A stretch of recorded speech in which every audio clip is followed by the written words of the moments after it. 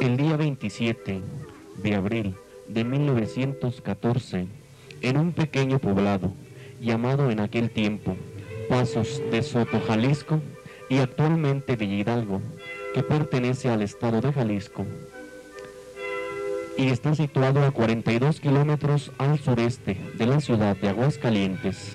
Un joven matrimonio recibe con alegría al cuarto de sus hijos, que fue llevado a bautizar al mes siguiente a la parroquia de Nuestra Señora de Guadalupe, perteneciente jerárquicamente a la diócesis de Aguascalientes, en donde le fue concedida la gracia de convertirse en hijo de Dios, poniéndole por nombre Anastasio, siendo llamado y conocido cariñosamente por sus familiares y amistades como Tacho.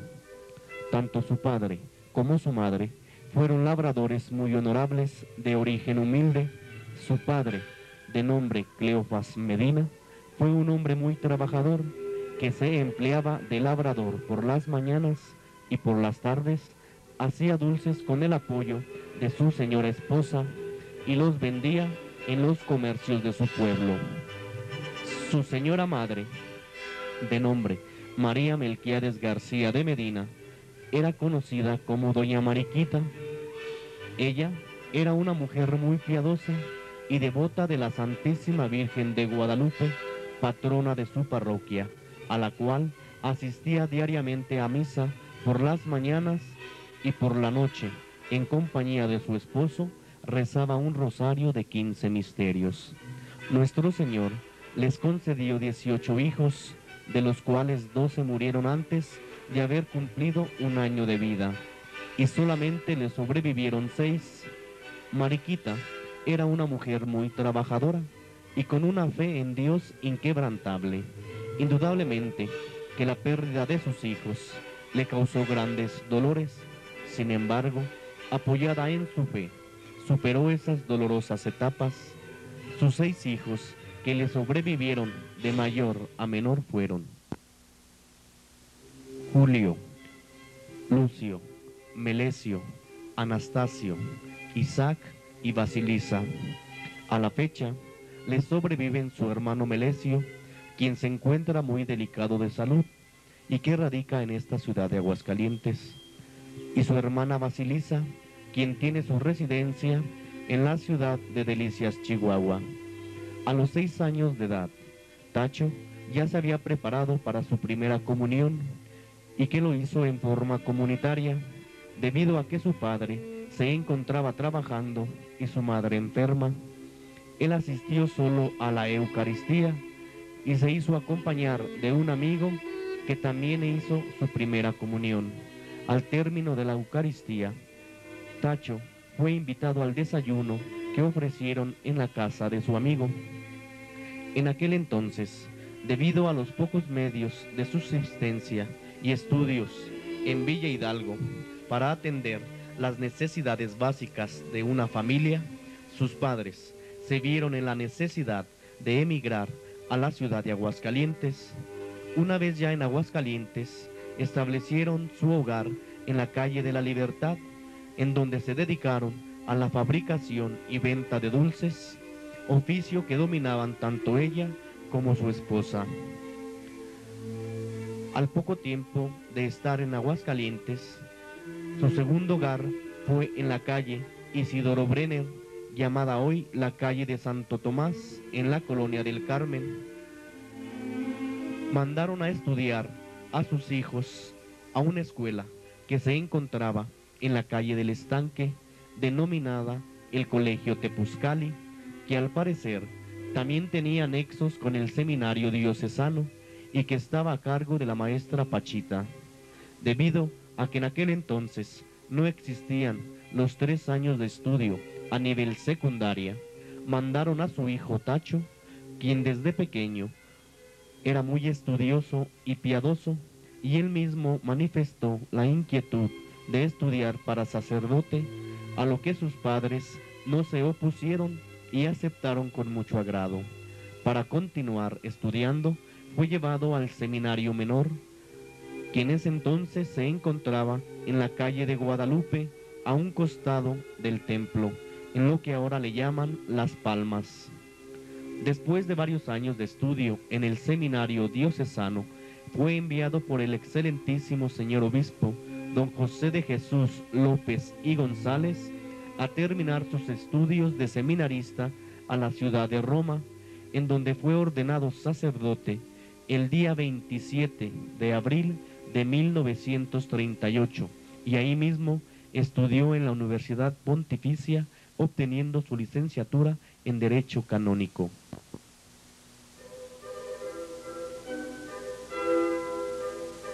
En su viaje a Roma, tuvo la dicha de haberse ido juntamente con el padre Antonio Hernández, con quien estableció una gran amistad. El padre Antonio fue quien fundó la Ciudad de los Niños y un año más tarde recibió el nombramiento de obispo de Villahermosa, Tabasco. El padre Tacho, ya de regreso a esta ciudad de Aguascalientes, cantó su primer misa en la parroquia de Nuestra Señora de Guadalupe, en Villa Hidalgo, Jalisco, un 12 de septiembre, por haber sido ahí el lugar donde por primera vez vio la luz. Al poco tiempo de haber llegado de la ciudad de Roma, le fue asignada la parroquia de Nuestra Señora de la Encarnación, en Encarnación de Díaz, Jalisco, donde fue asistido por su señora madre y una de sus sobrinas, la señora Mercedes Medina. A escaso un mes de haber llegado de Roma, ocurrió un hecho muy lamentable: el fallecimiento de su señor padre. Otro hecho lamentable fue el deceso de su señora madre, quien falleció el 27 de abril de 1958, fecha muy marcada para el padre Anastasio, ya que ese día él cumplía años. Algunos cargos que desempeñó al servicio de la diócesis de Aguascalientes fueron: fue nombrado rector del seminario diocesano, donde a la vez se desempeñó como maestro de teología moral. Durante su tiempo como rector, tuvo la oportunidad de relacionarse con altas personalidades, quienes debido a su trato amable y simpatía, le brindaron siempre su amistad. En el Colegio de la Paz, fue fundador y director de la Escuela Catequística Diocesana, fecha en donde editó varios textos para el catecismo, tanto de niños como adultos.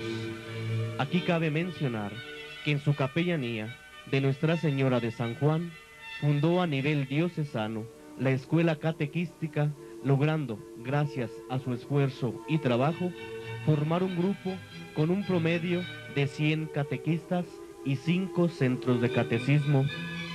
Fue nombrado canónigo desde el 27 de junio de 1966. También fue director espiritual de la Casa de las Arrepentidas de Jesús.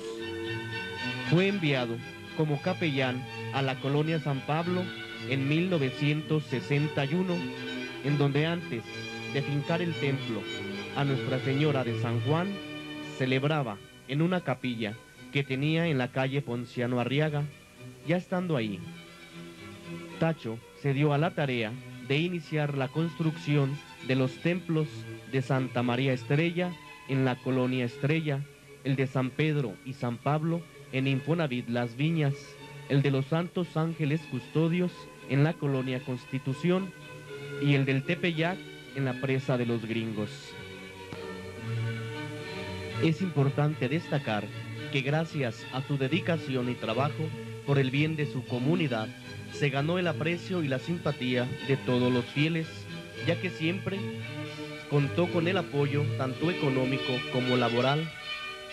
Dentro de las actividades que él promovió y que se han llevado con gran entusiasmo y hasta la fecha, año con año, ya son una tradición en la colonia San Pablo, es la romería en su parroquia con motivo de las festividades a la Virgen de San Juan, así como en el tiempo litúrgico más fuerte en la Semana Santa, en la que también se hace la representación del Breacusis viviente recorriendo toda la parroquia. Durante el tiempo que duró la construcción del templo de Nuestra Señora de San Juan, el padre vivió aproximadamente 12 años en la calle Ejército Nacional 210 en la colonia San Pablo, y ya tiempo después construyó su casa a espaldas del templo, en donde vivió durante 15 años. En el año de 1987 tuvo que ser internado por encontrarse muy delicado de salud debido a una úlcera ayetal, internándolo en la clínica de Guadalupe, en donde lamentablemente ya no se recuperó, falleciendo así el día 18 de septiembre de 1987. A sus funerales asistieron un gran contingente de gente, así como de familiares, sacerdotes, vecinos y fieles. Debido a su humildad y sencillez, el padre Tacho acostumbró siempre utilizar como medio de transporte una bicicleta, en la que además de hacer ejercicio casi a diario, daba una vuelta al primer anillo de circunvalación, conocido ahora como la Avenida de la Convención, y ocasionalmente se iba hasta el municipio de Jesús María. Además de practicar el ciclismo, era aficionado a ver la televisión todos los sábados y veía el box, que era su deporte favorito. Al terminar, en compañía de sus familiares que lo asistían, hacía una reunión y les tocaba diferentes melodías con el acordeón, el cual tocaba bastante bien. Cuando tenía oportunidad, veía algunos partidos de fútbol, ya que también era aficionado a este deporte. La familia de su sobrina Mercedes y su esposo, que lo asistieron durante 11 años, lo consideran y se expresan del padre Tacho como un sacerdote muy espiritual, trabajador, formal, comprometido con su comunidad y sumamente ordenado en su trabajo, porque nunca batallaba en encontrar nada, ya que todas las cosas siempre las tenía en orden y en su lugar.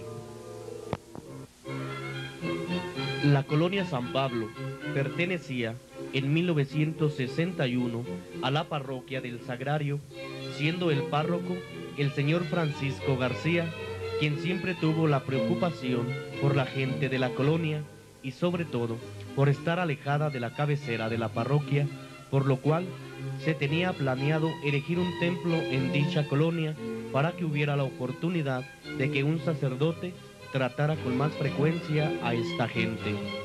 Con este motivo, se había destinado al padre Miguel Castorena, vicario en aquel entonces de la parroquia, para que fuera preparando el terreno para este fin. El padre Miguel estuvo por algún tiempo con esta gente rezando el rosario y al mismo tiempo adquirió un lote en la calle Ponciano Arriaga 728 con el fin de hacer ahí una capilla. Con este objeto mandó poner una barda y excavar una parte del lote, trayendo una buena cantidad de piedra proveniente del Cerro de la Grasa, que se ubicaba cerca de la fundición. El terreno lo adquirió el padre Castorena a nombre del señor cura. El terreno pertenecía a don Antonio Ruiz Esparza y en él ya se había construido un cuarto para un hermano del hombre, Juan Ruiz Esparza. Asistiendo el padre Anastasio Medina a la jornada catequística nacional celebrada en Torreón, Coahuila, se había comprometido ya a aceptar una parroquia de Saltillo, pero esta aceptación se la canceló el señor obispo y lo destinó entonces a la colonia San Pablo para que ahí edificara un templo a Nuestra Señora de San Juan de los Lagos y atendiera a los fieles los sábados y los domingos por la mañana. En los primeros días del mes de agosto de 1961, el padre Medina convocó a todos los habitantes de la colonia para tratarles el asunto que le había encomendado el señor obispo. Esta junta se celebró a las 12 horas del día en el terreno que se habla anteriormente y precisamente a espaldas del cuarto que se encontraba había un mezquite y a la sombra de este se realizó la junta, asistiendo 30 personas entre hombres y mujeres, mostrando todos los presentes gran entusiasmo por el motivo que el padre Medina les llevaba. Ahí mismo se hizo la primera colecta, que fue de 75 pesos, utilizando el sombrero de don Lucas como charola, porque no había más de momento, y así se dieron los primeros 20 pesos de limosna. Ahí se determinó que precisamente en el cuarto que había se pondría la capilla, como en efecto se hizo, poniendo un altar que regalaron las madres católicas y un crucifijo pequeño, así como una imagen también pequeña de la Santísima Virgen de San Juan de los Lagos. Instalados ya en la primera capilla, se adquirieron los primeros ornamentos, que fueron donados por algunos sacerdotes de San Diego y otros de los religiosos de la ciudad, así como de algunos fieles de la colonia. Se invitó al señor obispo para que bendijera la primera capilla en favor a la Santísima Virgen de San Juan, y este acto se efectuó el día 7 de septiembre de 1961, aproximadamente a las 6:30 de la tarde, acudiendo a la bendición muchísima gente, y ya se notaba el gran entusiasmo por todo esto. En esos días se compraron 3 postes, más o menos de 8 a 10 metros de alto, los cuales, encorvados y unidos a un triángulo de fierro, sirvieron como torre para la campana que ya existía. En el mismo mes de agosto de 1961 se hicieron las gestiones para la adquisición de un terreno situado en la parte oriental de la colonia. Los trámites duraron cerca de un año, pero al fin se logró la propiedad del terreno, que vendió el señor José González, apoderado de su hermano. El terreno es de 100 metros de largo por 35 de ancho, y se adquirió a 8 pesos el metro cuadrado, dando así un total de 28,000 pesos. Más o menos a un año de haber iniciado el trato del terreno, se tuvieron las escrituras y fueron hechas por el licenciado Salas Calvillo. Ese día, a las 3 de la tarde, se comunicó la noticia a toda la colonia y se tuvo un rosario solemne en la capilla, en agradecimiento por haber adquirido un terreno para el templo y magníficamente situado. El terreno es un solar de 3,000 metros cuadrados y que está rodeado por las calles Félix de la Paz, Palma, Profesor Reyes Martínez y Cedro. El subsuelo es irregular, con sedimentos a 40 centímetros de profundidad en su parte norte y en la parte sur a casi 2 metros. Para localizar el terreno, hubo necesidad de medir todo el terreno circundante, desde la colonia industrial hasta la San Pablo, y desde los corrales, llamados vulgarmente La Polilla, hasta el fraccionamiento norte.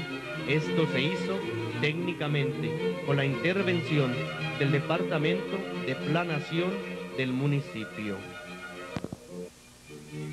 En el mes de marzo se recogieron las alcancías que se habían repartido en la colonia, así como en toda la ciudad, con miras de que aumentara el depósito que había en el Banco de Comercio para la construcción del templo. Reunidas las colectas, lo de las kermeses y las alcancías y algunas rifas, se tenían aproximadamente 60,000 pesos, con lo que se va a proceder para la colocación de la primera piedra.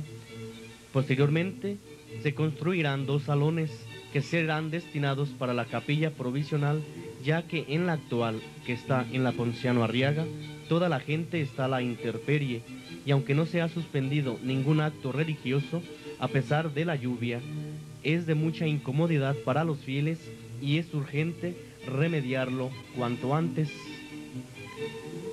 También en el mes de abril se inició, con la ayuda muy valiosa de la institución Evocar y la embotelladora Coca-Cola, una extensa propaganda por medio de carteles, radio, pantallas de cine, etc. en toda la ciudad. También en este mes de abril se colocaron más bonos para los padrinos de la primera piedra. El domingo 2 de mayo de 1965, a las 6 de la tarde, el excelentísimo señor obispo Salvador Quesada Limón, se dignó hacer la colocación de la primera piedra de lo que será el templo dedicado a Nuestra Señora de San Juan de los Lagos en la colonia San Pablo de la ciudad de Aguascalientes. En el acto estuvo preparado cuidadosamente por medio de una adecuada propaganda en los periódicos locales, El Sol del Centro, El Heraldo, en los cines de la ciudad, por medio de avisos en las pantallas, por medio de las 3 difusoras que funcionan en la ciudad. Por estos 3 medios de propaganda se daban avisos como el siguiente: el domingo 2 de mayo, próximo a las 6 de la tarde, se colocará la primera piedra del templo dedicado a Nuestra Señora de San Juan de los Lagos en la colonia San Pablo, que se ubica al norte de la ciudad. Hacemos un llamado para que todos asistan a este acto y cooperen generosamente a la construcción del templo. Para que el acto resultara ordenado, como lo resultó, se nombraron algunas comisiones que se pusieron a trabajar bajo la dirección del padre capellán Anastasio Medina de una manera remota, y el día de la fiesta inmediatamente a las órdenes del padre Felipe Ornelas, que con su característico entusiasmo coordinó el trabajo de todas las comisiones, y que fueron las siguientes: señorita Consuelo García Oñate, para procurar el frasco y las monedas que deberán depositarse en la primera piedra. El maestro albañil Catarino Esparza, para reparar el cimiento en el ángulo izquierdo y para preparar la cuchara que fue comprada especialmente para este acto. Para hacer la propaganda e invitaciones quedó señalado el mismo padre capellán Anastasio Medina. La señorita María de los Ángeles Mendoza se encargó de distribuir las invitaciones. El licenciado Mario Garza y su señora esposa se encargaron de promover el buen éxito de la propaganda en el periódico, que fue proporcionada por la embotelladora Coca-Cola, que ayudó notablemente en el esplendor de la colocación de la primera piedra. La señorita María Teresa Ruiz Esparza se encargó de adornar el terreno y de organizar el equipo de catequistas para colocar las cartulinas alusivas en los camiones que hacen el servicio de pasaje urbano en la colonia, en los comercios y en otros lugares. Don José González quedó encargado de proporcionar que el terreno estuviera limpio para el acto. El señor Antonio Hernández se encargó de la vigilancia, por lo cual se pidió la ayuda a la inspección de policía y organizó a los señores y jóvenes para el caso encomendado. La señora Teresa Esparza de Velasco, junto con las colaboradoras de Las Manzanas, se encargó de mover a los vecinos en la calle de Libertad para que tuvieran limpios y regados los frentes de sus casas. Don Manuel Mesa, junto con la familia de don Félix Álvarez, se encargaron de nivelar el terreno y de recoger las alcancías que se encontraban distribuidas en los locales comerciales y de tener listas las nuevas para después utilizarlas. Don Marcelo Guzmán se encargó de instalar y cuidar la maqueta del templo en la casa de vidrio y posteriormente en la distribuidora central.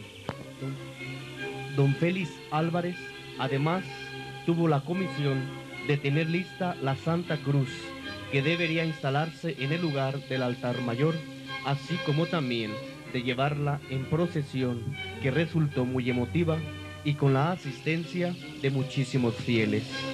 El señor Juan Álvarez, hijo del anterior, se encargó de procurar y tener lista la primera piedra con su depósito apropiado para las monedas y el pergamino en que iría escrita el acta. Don Benigno Ceja, que de Dios goce, se encargó de tener listo todo lo necesario para el altar. La señorita Berta Dávila se encargó de tener arreglados a los acólitos y lo necesario para que se presentaran convenientemente. La señorita Esther Díaz López tuvo a su cargo la confección y acta y lo necesario para las firmas. La señorita María de la Luz Mesa Ríos se encargó de los fotógrafos y de los reporteros. La señorita Amparo Díaz Morones, juntamente con la señorita María Dolores, se encargó de promover en las difusoras la propaganda relativa. La señorita María Dolores Ruiz Esparza tuvo a su cargo la rotulación de los sobres para los padrinos e invitados. Don Máximo Arias se encargó de llevar, colocar, cuidar y devolver las sillas que se utilizarían para el evento. Don Jesús Velasco, ayudado por don Jesús Arévalo, tuvieron a su cargo las guardias para velar la Santa Cruz en la noche de la víspera de la colocación de la primera piedra, así como arreglar la tribuna para el señor obispo. La señorita Amalia Hernández se encargó de recoger los bonos, repartir las alcancías manuales y formar la comisión de recepción, así como de las colectas. El joven Manuel Ponce Muñoz tuvo a su cargo la atención de los invitados especiales y sacerdotes. La señorita María de Jesús Mesa Ríos tuvo a su cargo tomar nota del acto y la recolección de los objetos para el museo. El señor Nicolás Montoya se encargó de adornar el terreno con acerrín. El joven José Ruiz Esparza tuvo a su cargo todo lo relativo a la película que se filmó con motivo de este acto. La señorita María de Jesús López se encargó de un gran número de catequistas para que estrenaran un vestido blanco para ese día. Don Domingo Ruiz Esparza le tocó arreglar la luz del campo, así como poner los postes y arreglarlos. La luz la tomó de el comercial llamado El Cañoncito. El joven José Valdivia Cruz se encargó de tomar en taquigrafía los discursos pronunciados con motivo de la festividad. La celebración del acto de la colocación de la primera piedra tuvo resultado muy emotivo y sumamente concurrida. Se calculó que asistieron alrededor de 3.000 personas. Asistieron también 12 sacerdotes, algunos seminaristas para el servicio del altar, reporteros, fotógrafos de los diferentes medios y periódicos de la ciudad. El campo lucía adornado con postes con hilos y flores blancas de papel a lo largo de todo el terreno, que es de 100 metros de largo por 35 de ancho. A una distancia conveniente del perímetro del templo se levantó una tribuna para dar mayor visibilidad a la ceremonia. Enfrente de la tribuna estaba colocada la sillería para los dos padrinos e invitados especiales. 4 danzas amenizaron el acto y por medio de cuetones y luces de bengala se anunciaba a todos el acontecimiento. A lo largo del terreno se había preparado, además de los puestos de la kermés, a todas las catequistas que tomaron parte en los arreglos de los puestos y también formaron parte en las comisiones de recepción y colecta, todas uniformadas de blanco. Por la calle de la Libertad, que conduce directamente al lugar del templo, previamente se habían colocado flechas que indicaban la ubicación del templo, esto para las personas que no son de la colonia, así como para los vecinos que no ubican todavía el terreno. Ya para las 4 de la tarde había barrido y regado sus calles todos los vecinos para evitar que el polvo de los numerosos vehículos que con este acontecimiento se comenzaban a reunir. Aproximadamente a las 6 de la tarde llegó el señor obispo don Salvador Quesada Limón y fue recibido por el capellán, el señor Anastasio Medina.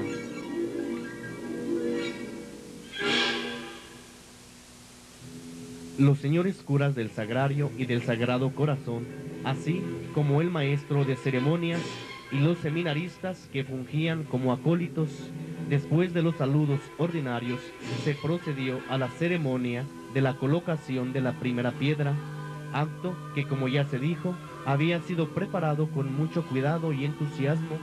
Acompañaron al excelentísimo señor obispo como diácono y subdiácono respectivamente el señor cura Femat del Sagrado Corazón, el padre Jesús Durón, y como maestro de ceremonias el padre Guadalupe Aguilera, y como notario nombrado el ad casum el señor de la Santa Mitra Rafael Tristán.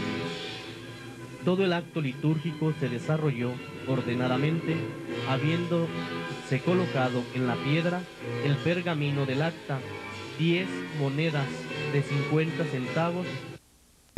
Todo el acto litúrgico se desarrolló ordenadamente, habiendo sido colocado en la piedra el pergamino del acta, 10 monedas de 50 centavos de 1965 correspondientes al año de la colocación. Firmaron el acta respectivamente por su orden todos los padrinos y testigos. Una vez firmada, el señor obispo dirigió a los fieles para explicarles el significado de la ceremonia y hacerles algunas recomendaciones. De la versión taquigráfica hecha por el señor José Isabel Dávila, se transcriben solo algunos párrafos. Una vez terminado el acto litúrgico, se despidió el excelentísimo señor obispo, los sacerdotes y padrinos y los demás invitados siguieron acompañando a la kermés que se había anunciado, terminándose aproximadamente a las 10 de la noche.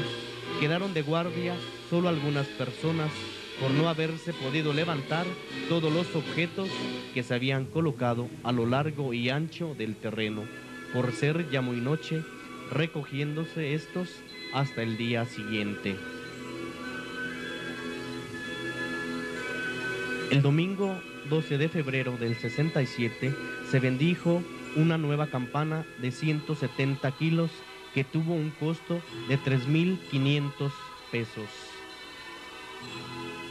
El 3 de julio de 1966 se bendijo el Salón Grande, que mide 28 metros por 8 metros de ancho.